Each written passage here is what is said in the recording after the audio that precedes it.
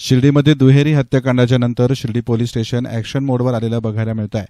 जिल्ह्याचे पालकमंत्री राधाकृष्ण विखे पाटील यांच्या कडक निर्देशानंतर पोलीस प्रशासन, शिर्डी नगर परिषद आणि साईबाबा संस्थान ॲक्शन मोडमध्ये आलाय। भल्या सकाळी भिक्षेकरूंना पकडण्याची मोहीम प्रशासनाच्या वतीनं राबवण्यात आली। यामध्ये साधारणतः 100हून अधिक भिक्षेकरूंना ताब्यात घेण्यात आलं।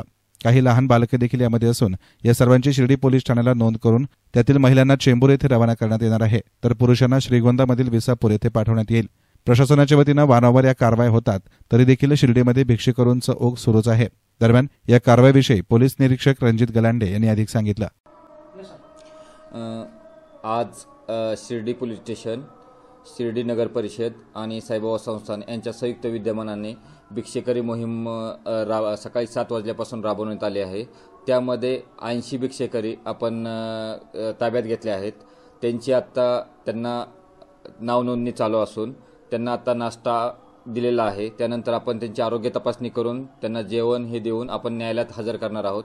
आणि जे पुरुष आहेत त्यांना आपण विसापूर श्रीगोंदा येथे नेणार आहोत आणि ज्या महिला आहेत त्यांना आपण चेंबूर येथे हजर करणार आहोत।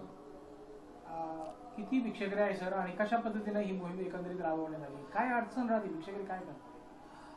आत्ता भिक्षेकरी एकूण 80 भिक्षेकरी आपण ताब्यात घेतले आहेत। हे साईबाबाला जे भक्त येतात त्यांना अडवून भिक्षा मागतात, त्यामुळे आपण ती संयुक्त विद्यमानाने कारवाई करण्यात आली आहे। वाढत्या गुन्हेगारीच्या पार्श्वभूमीवर प्रशासनाच्या वतीनं विविध उपाययोजना करत कारवाई करण्यात येत आहे। एसएन मीडियासाठी कॅमेरा पर्सन साई सुराळे, शिर्डी।